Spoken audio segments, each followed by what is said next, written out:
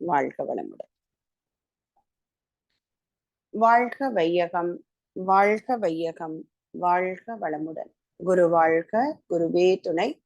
ஆசான் அருட்தந்தை வேதாத்ரி மகரிஷி அவர்கள் நம்மோடு சூக்குமமாக நிறைந்திருந்து நம்மை என்றென்றும் வழிநடத்துவாராக.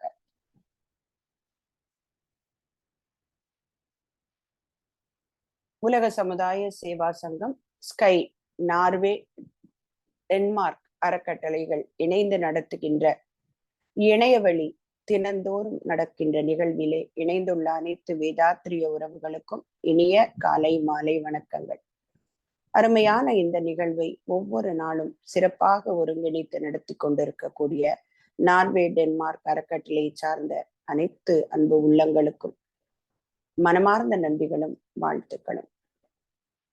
சிறப்பான இந்த வாய்ப்பை நல்கிய இறைநிலைக்கும் குருவுக்கும் எங்களை வழி நடத்தி கொண்டிருக்கும் முதுநிலை பேராசிரியர் பெருமக்களுக்கும் மனமார்ந்த நன்றிகளும் வாழ்த்துக்களும்.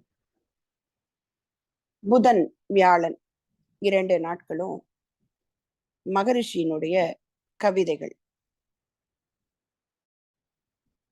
அருட்கவிகள் இல்லையா? சுவாமிஜியே ஒரு இடத்துல குறிப்பிடுவாங்க, அருட்பாக்கள் அப்படின்னா என்ன? வான் பெய்து உலகூட்டும் வேகம் போன்று வரிசையுள்ள வார்த்தைகளால் கருத்து பொங்கி மேன்மையுள்ள கவிகளாய் வருவதுண்டு, மிகச் சிறப்பாம் அருட்பாக்கள் இவையே ஆகும். அருட்பா அப்படிங்கும்போது அதற்கு எதிராக ஒரு வார்த்தை பொருட்பா அப்படின்னு சொல்லுவாங்க. நம்ம பழைய மன்னர் கதைகள் எல்லாம் பார்த்திருப்போம் இல்லைங்களா? பரிசில் வேண்டி புலவர்கள் அந்த அரசரை புகழ்ந்து பாடுவாங்க. அவங்க பாடும்போது அவங்க தங்களை பற்றி பாராட்டக்கூடிய வார்த்தைகளால மயங்கி அந்த அரசர் அவருக்கு பரிசில்களை கொடுப்பார். அதையும் நாம பார்த்திருக்கோம் இல்லைங்களா? அது கூட அந்த கவிகள்ல ஒரு சிறு தவறு கூட இருக்கக்கூடாது. ஏன்னா கவிதை அப்படிங்கிறது அவ்வளவு முக்கியத்துவம் வாய்ந்தது. அப்படிங்கிறத இறைவனாகவே ஒரு பாடலை எழுதின மாதிரி நாம திருவிளையாடற் புராணத்துல பார்த்திருப்போம். அந்த தர்மி என்கின்ற ஒரு நபருக்கு நன்மை செய்யணும், கூடவே கவி அப்படின்னா எப்படி இருக்கணும், அதுல எந்த விதமான மாறுபாடு இருக்கக்கூடாது அப்படிங்கிறத அந்த வார்த்தைகள் சரியாக புலப்படுத்தணுங்கிறத அந்த கொங்கு சேர் வாழ்க்கை அஞ்சரை தும்பி காமம் செப்பாது கண்டது மொழிமோ அப்படிங்கிற ஒரு பாடல் மூலமாக ஒரு அரசருக்கு நேர்ந்த ஒரு சந்தேகத்துக்கு இறைவனே விடை கொடுத்த மாதிரி நாம கதையெல்லாம் படிச்சிருக்கோம். இப்போ அந்த கவிதை அப்படிங்கிறது அவ்வளவு முக்கியத்துவமாக வந்தது. ஆற்றொழுக்க நடை அப்படின்னு சொல்லுவாங்க. நிறைய தமிழறிஞர்கள் மகரிஷியுடைய கவிதையை பற்றி அவங்களுடைய கருத்தை குறிப்பிட்டிருக்காங்க. இந்த கவிகள் இலக்கண நடைக்கு உட்பட்டதல்ல, ஆனால் இந்த கவிகள் எல்லாமே இயற்கையாக உள்ளத்தில் உதிர்த்து எழுந்தவைகள் ஆகும் அப்படின்னு சொல்லுவாங்க. மகரிஷியோட கவிகள்ல விஞ்ஞானமும் மெஞ்ஞானமும் பாவும் நூலுமாய் ஒன்றோடு ஒன்று இணைந்திருக்கும். ஏன்னா அவர் ஒரு தெய்வீக நெசவாளி என்பதாலோ அப்படின்னு சொல்லுவாங்க.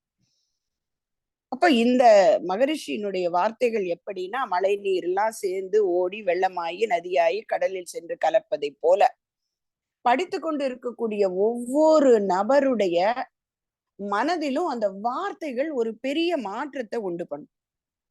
சுவாமிஜி என்ன சொல்றாங்க, இறைவனே என் மூலமாக கொடுத்த வார்த்தைகளை தான் நான் கவிகளாக எழுதி கொடுக்கிறேன் உங்களுக்கு. அப்ப அதற்கு கூட ஒரு உத்வேகம் பாத்தீங்கன்னா, சுவாமிஜியோட வாழ்க்கை நமக்கு தெரியும்.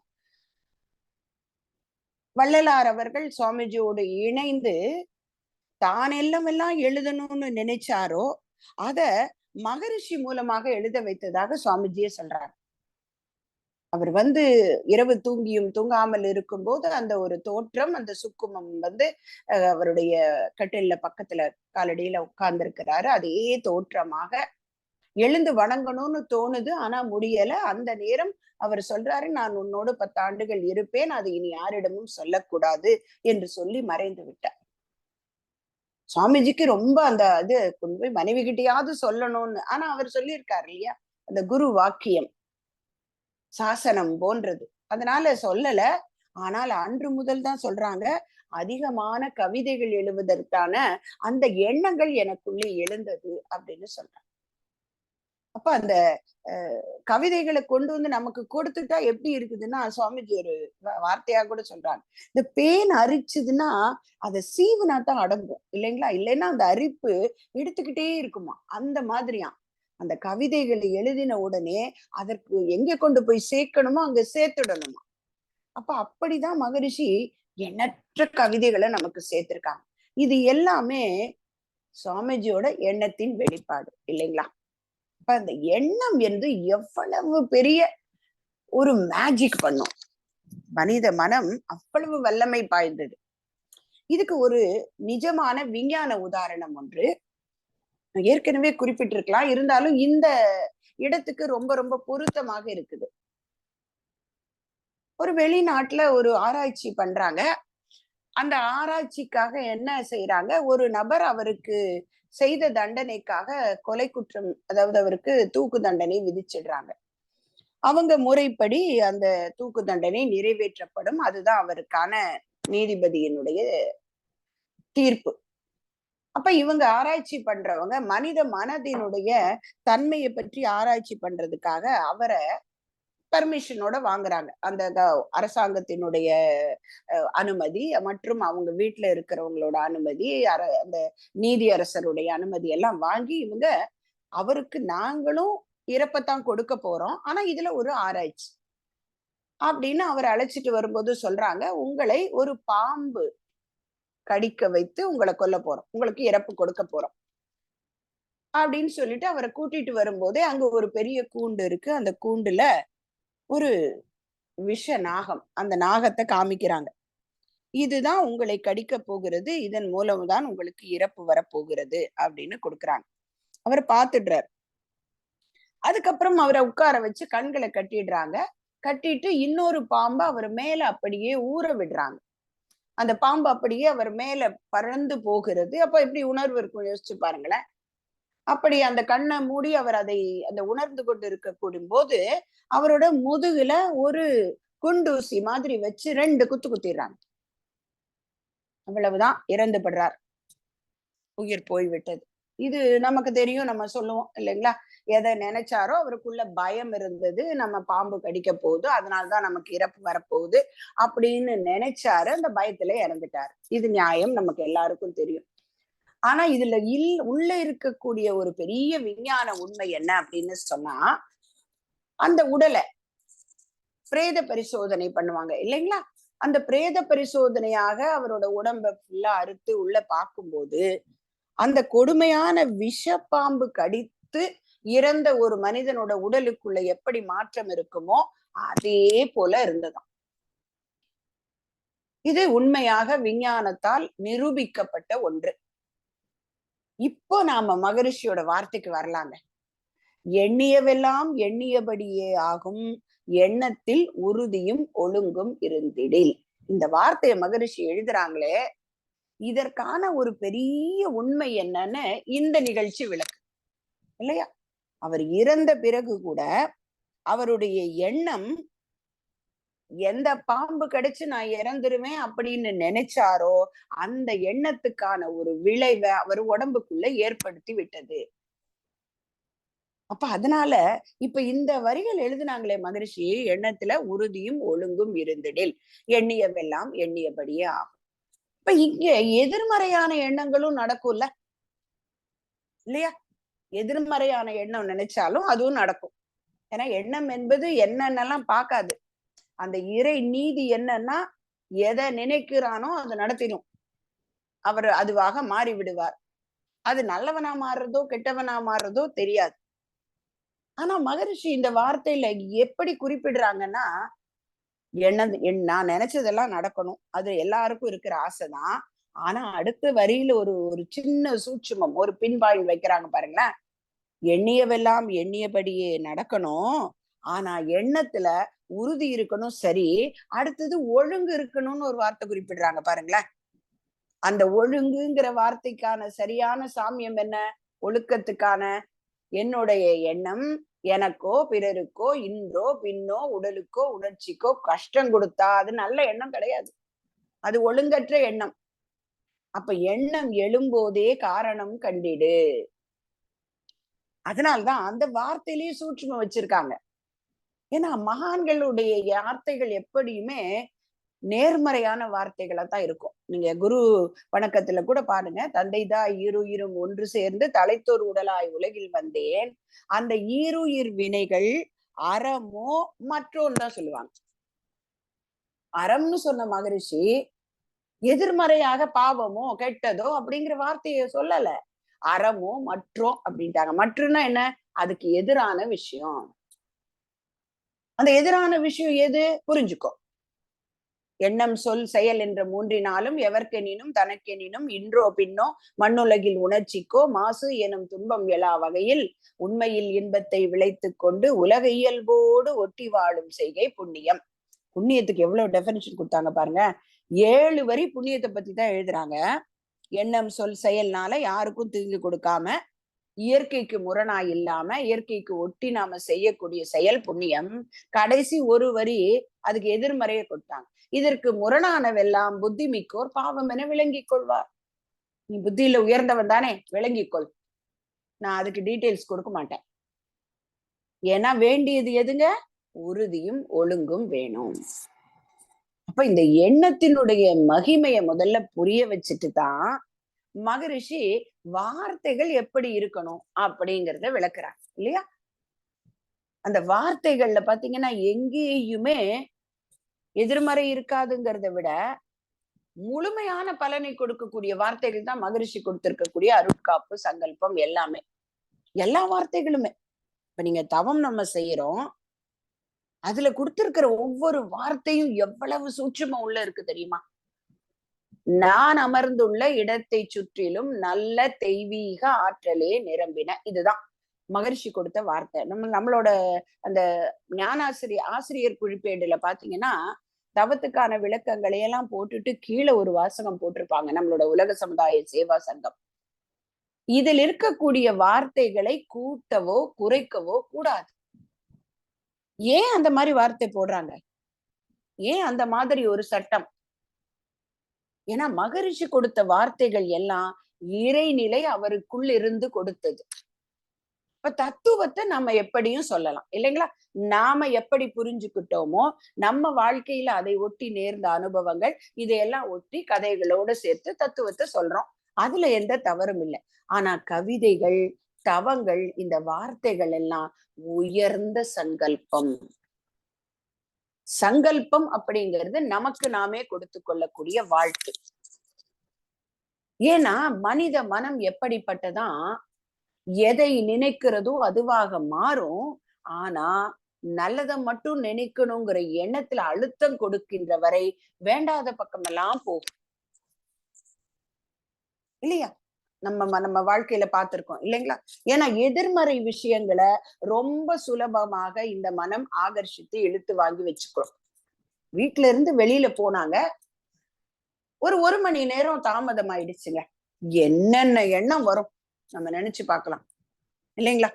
எத்தனை எண்ணங்கள், எங்கெங்கெல்லாம் எதிர்மறையான விஷயங்கள் நடந்ததோ கேள்விப்பட்டோமோ அத்தனையும் படமா வந்து நிற்கும். எதற்கு அழுத்தம் கொடுக்கிறோமோ நாம அதுவாக மாறும்.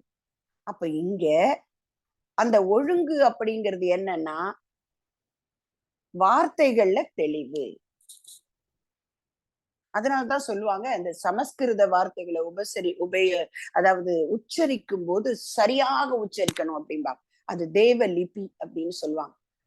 அந்த வார்த்தைகள்ல ஒரு கேப் விட்டுட்டா கூட மாறான பொருளை கொடுத்துடுமா அந்த ஒரு வார்த்தை. அந்த நம்ம நிறைய படிச்சிருப்போம் மந்திரங்கள், விஷ்ணு சகசரநாமம், லலிதா சகசரநாமம், அதெல்லாம் படிக்கும் போது சொல்லுவாங்க, நீங்க அந்த சமஸ்கிருதத்தை தமிழ்ல கொடுத்திருக்கும் போது ஒரு கோடு 2 கோடு இல்லைன்னா இடையில போட்டிருப்பாங்க. அதற்கான விளக்கம் போய் பார்த்தோம்னா என்னன்னா அந்த வார்த்தைகளை சரியாக உச்சரிக்க வேண்டியது அவசியம், இடையில கேப்பு.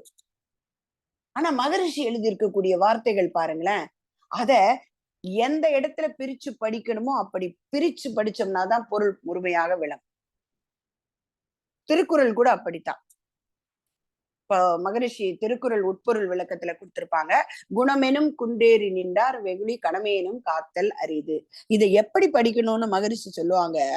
வெகுளி கணமேனும் காத்தல் அரிது யாருக்கு? குணமெனும் குன்றேறி நின்றவர்களுக்கு. அப்படி படிச்சா பொருள் புரியும். ஒரு கணம் கூட கோபத்தின் வயப்பட மாட்டார்கள். யாரு? குணமெனும் குன்றேறி நின்றவர்கள் அப்படிம்பாங்க. அதே மாதிரிதான் இப்ப நம்ம இறைவணக்க பாடல் கூட பாடுறோம் பாருங்க. ஆதி எனும் பரம்பொருள் மெய். அந்த இடத்துல ஒரு கேப் இருக்குது. அது எழுச்சி பெற்றது. ஏன்னா அந்த தன்மாற்ற சரித்திரத்தை இந்த பாடல் 8 வரியும் சொல்லும் இல்லைங்களா? நாம வந்த கதைன்னு சொல்லலாம் அந்த பாடல். நாம வந்த கதையை 8 வரியில மகிழ்ச்சி கொடுத்துருவாங்க. ஆதி எனும் பரம்பொருள் மெய் எழுச்சி பெற்றது. அணுவென்ற உயிரானது அணுக்கள் கூடி மோதி இணைந்து இயங்குகின்ற நிலைமைக்கேற்ப மூலகங்கள் பலவாகி வேதித்த உயிர்களாகி பிறப்பு இறப்பு இடையுணர்தல் இயக்கமாகி நீதி நெறி உணர் மாந்தராகி வாழும் நிலை உணர்ந்து தொண்டாற்றி இன்பம் காண்போம். அப்ப மகரிஷியினுடைய கவிதைகள்ல கூட ஒரு சில வார்த்தைகளை சரியாக பிரித்து படிப்பது நலம். ஏன்னா அவ்வளவு பொருளை உள்ள வச்சிருக்காங்க. இப்ப இந்த மாதிரி வார்த்தைகளை தொகுத்து பேசும்போது சரியான வார்த்தை தொகுப்பு வேணும். அததான் மகரிஷி சங்கல்பம்னு சொல்றாங்க. ஏன்னா இந்த மனசு எது வேண்டாமோ அது பின்னாடி எல்லாம் போகும் இல்லைங்களா? இப்போ கோடான கோடி நட்சத்திரங்கள் இருக்கு அப்படின்னு விஞ்ஞானம் சொல்லுது. என்னைக்காவது எண்ணி பார்க்கலாம்னு தோணி இருக்கா நமக்கு? அப்படியே அக்செப்ட் பண்ணிப்போம். என்னன்னா விஞ்ஞானிகள் கண்டுபிடிச்சிருக்காங்க, அதனால அது உண்மை. அதே இது நம்ம வீட்டுக்கு ஒருத்தர் பெயிண்ட் அடிக்க வராருங்க. செவுத்துல பெயிண்ட் அடிச்சுட்டு சொல்றாரு, ஒரு 3 மணி நேரம் வெயிட் பண்ணுங்கம்மா, எதுவும் பக்கத்துல கொண்டு போய் வைக்காதீங்க, பெயிண்ட் காயாது. ஆனா 2 மணி நேரம் 3 மணி நேரம் பொறுத்து என்ன பண்ணுவோங்க? போய் தொட்டு தொட்டு பார்ப்போம். ஏன்னா இந்த மாதிரி விஷயங்கள்ல மனம் நிறைய கேள்விகள் கேட்கும். ஏன்னா ஏற்பட்ட அனுபவம் அப்படி. சொன்னோம் இல்லைங்களா? எப்படி 1 மணி நேரம் தாமதமான நெகட்டிவான விஷயங்களை நிறைய நம்ம மனம் எடுத்துக்கொள்கிறதோ அதே போல இப்ப ஒரு உடம்பு சரியில்லைன்னு வச்சுக்கோங்களேன். இப்ப இன்னைக்கு டெக்னாலஜி ரொம்ப நிறைய இம்ப்ரூவ் ஆயிடுச்சு. ஒரு காலத்துல சொல்லுவாங்க தெரியுங்களா, இன்னோசன்ஸ் இக்னரன்ஸ் இஸ் பிளிஸ் அப்படின்னு சொல்லுவாங்க. ஏன் அப்படின்னா பல விஷயங்கள் தெரியாமல் இருப்பது கூட நமக்கு நன்மையை கொடுக்கும் அப்படிம்பாங்க. எங்களுக்கு தெரிஞ்சு ஒரு முறை ஒரு மருத்துவர் கிட்ட போனோம் கோயம்புத்தூர்ல. எங்க தந்தையாருக்கு உடம்பு சரியில்லை அப்படின்னு போகும்போது அப்போ அவர் சொன்ன அந்த வார்த்தை இன்னும் எனக்கு நல்லா ஞாபகம் இருக்கு. இப்படி இருக்குமோ அப்படி இருக்குமோ அப்படின்னு கேள்வி கேட்ட போது அவர் சொன்னாரு, அன்னைக்கு ஒரு காலத்துல எதுவும் தெரியாம இருந்தாங்க. அப்ப மருத்துவர் மேலையும் அவருடைய வார்த்தைகள் மேலையும் முழுமையான நம்பிக்கை இருந்தது. அப்போ நாங்க கொடுத்த மருந்து நல்லா வேலை செஞ்சது, உடனே சரியாச்சு. இன்னைக்கு என்ன ஆயிடுச்சுங்க? ஒரு மருத்துவர்கிட்ட போறோம், அவர் பிரிஸ்கிரிப்ஷன்ல எழுதி கொடுக்கிறாரு, அதை வீட்டுக்கு உடனே அந்த மருந்தெல்லாம் நம்ம கூகுள்ல சர்ச் பண்ணி பார்ப்போம். நம்பிக்கை குறைந்து விட்டது. நம்பிக்கை அப்படிங்கிறது என்னன்னா முழுமையான எண்ணத்தின் அழுத்தம். அது இருந்ததுன்னா எனக்கு குணமாகும்னு நம்பினா நான் நல்லா இருப்பேன். ஆனா நம்பிக்கை இல்லை இன்னைக்கு இல்லைங்களா? காரணம் பல விஷயங்களை உள்ள போட்டு அழுத்திக்கிறோம். இதனால இருக்குமோ அதனால இருக்குமோ. லேசா இடது தோல் வலிச்சா போதும் உடனே எல்லாருக்கும் உள்ள என்ன தோணுதுங்க? ஒருவேளை ஹார்ட் அட்டாக்கா இருக்குமோ. சோ இப்ப இந்த மாதிரி ஒரு சூழல் விஞ்ஞான வளர்ச்சி தேவையில்லையா? வேணும் தான். ஆனா அங்க அளவும் முறையும் கொடுத்து என்னுடைய மனதுக்கு உறுதியை ஏற்படுத்தணும். நேத்திக்கு ஒரு நிகழ்வு ஒரு விஷயம் ஒரு நம்முடைய பேராசிரியர் ஜானகிராமன் ஐயா சொன்னாங்க நம்மளோட ஒரு வகுப்புல. இது உண்மையாக நடந்த ஒரு ஆராய்ச்சி. வெளிநாட்டுல இந்த ஹார்ட் சர்ஜரி பண்றாங்க இல்லைங்களா, அந்த பைபாஸ் சர்ஜரி பண்ணக்கூடிய பேஷண்ட்ஸ், அதுல ஒரு 50 பேஷண்ட்ஸ் ரெடியா இருக்காங்க அவங்களுக்கு செய்யறதுக்காக, அந்த ஆபரேஷனுக்காக இருக்கிறாங்க. அவங்க என்ன பண்றாங்க டாக்டர்ஸ், அதுல 25 பேருக்கு அவங்களுக்கு ஆஸ் பர் ப்ரொசீஜர் கூட்டிட்டு போறாங்க, சர்ஜரி பண்ணிடுறாங்களாம். மீதி 25 பேருக்கு என்ன பண்ணாங்க, கூட்டிட்டு போறாங்க, அவங்களுக்கு உண்டான ப்ரொசீஜர் செய்யறாங்க, மயக்கம் கொடுக்குறாங்க, ஆனா சர்ஜரி பண்ணல. முடிச்சு விட்டு என்ன சொல்றாங்க, அவர்க கிட்ட முழுமையாக சிறப்பா உங்களுக்கு சர்ஜரி பண்ணிட்டோம், உங்களுடைய இதயம் இப்ப ரொம்ப ரொம்ப நார்மலா இயங்குது, நீங்க எந்த விதத்திலும் பயப்பட தேவையில்லை அப்படின்னு சொல்றாங்க. அப்புறம் என்ன ஆகுது, ஒரு குறிப்பிட்ட காலத்துக்கு அப்புறம் இந்த சர்ஜரி நடந்தது பாத்தீங்களா, அவங்களுக்குள்ள நிறைய எதிர்மறை கேள்விகள். எனக்கு நல்லா பண்ணியிருப்பாங்களா, எனக்கு இந்த மாதிரி இருக்குமோ, அப்படி இருக்குமோ, இப்படி இருக்குமோங்கிற எண்ணத்துல அவங்களுக்கு சில சில பாதிப்புகள் வந்தது. ஆனா இந்த டாக்டர் சொன்னதை முழுசா நம்பினாங்க. அவங்களுக்கு சர்ஜரியே ஆகல. ஆனால் அவர்கள் ஆரோக்கியமாக இருந்தாங்க. இது அப்படியே நாம லாஜிக்கா எடுத்துக்க முடியாது. அதுக்காக நான் சர்ஜரியே பண்ணிக்காம இருப்பேன், அது அல்ல இங்க முக்கியம். இங்க முக்கியம் என்னன்னா, நம்ம மனதுக்குள்ள இருக்கக்கூடிய நம்பிக்கை. அந்த நம்பிக்கை தான் நம்மை காப்பாற்றும். நம்ம குழந்தைகளுக்கு உடம்பு சரியில்லைனாலோ என்ன, பாதி நேரத்துல நாம என்ன பண்றோம், அந்த நம்பிக்கையை இழந்து விடும்போது நிறைய விஷயங்களை சேர்த்து வைத்து அந்த நமக்கு நாமே கொடுக்கக்கூடிய வார்த்தைகள்ல அழுத்தம் இல்லாததுனால் நினைவு நல்லதாக இல்லை. அதனால நெருங்கிய பொருள் கைப்படவில்லை. அந்த உடம்பு சரியில்லாம போகும்போது கூட ஆரோக்கியம் என்பது நமக்குள்ளே அழுத்தமாக இருந்தால் எந்த வியாதியும் நமக்கு ஒண்ணு செய்யாது. எவ்வளவு பெரிய வியாதியா இருந்தாலும். எத்தனை பேரை பார்த்திருக்கிறோங்க, ஒரு கேன்சர் சர்வைவர்ஸ் இன்னைக்கு எத்தனை பேரை பார்த்திருக்கோம் நம்ம வாழ்க்கையில. அந்த நோய்க்கு விடையே இல்லை அப்படின்னு தெரிஞ்சவங்க கூட தன்னம்பிக்கையோட வாழ்ந்து கொண்டு இருக்கிறவங்கள இன்னைக்கு பல பேரை பார்த்திருக்கிறோம். ஆனால் லேசான ஒரு ஜுரம், இந்த கோவிட் பீரியடு கூட நிறைய விஷயங்கள் அப்படித்தான் நடந்ததாக சொன்னாங்க.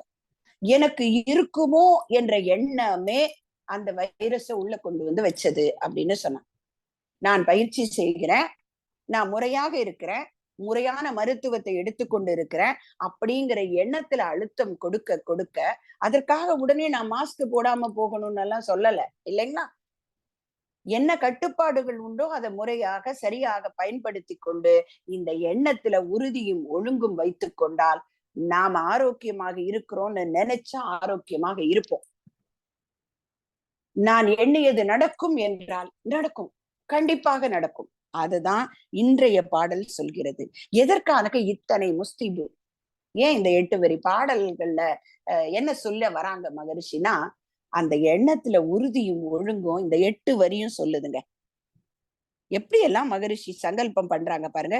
இந்த பாடல் உண்மையில் 1958 எழுதுறாங்க மகரிஷி. ஆனா அச்சுக்கு வரல. ஆனால் 2000ஆம் ஆண்டு இந்த பாடலை பாட்டாக பாடுறாங்க மகரிஷி ஒரு நிகழ்ச்சியில. அப்ப அத்தனை வருடம் எடுத்துக்கொண்டாங்க மகரிஷி இத ஆழமாக தனக்குள்ளே பதித்து கொடுப்பதற்கு. ஏன்னா குருமார்கள் வாழ்ந்து காட்டுபவர்கள். அப்ப 2000த்துல மகரிஷி ஒரு அளவுக்கு இந்த எண்ணங்களை அச்சீவ் பண்ணிட்டாங்க. அதனாலதான் பாடுறாங்க பாருங்களேன், செல்வத்தில் சிறந்திடுவேன்.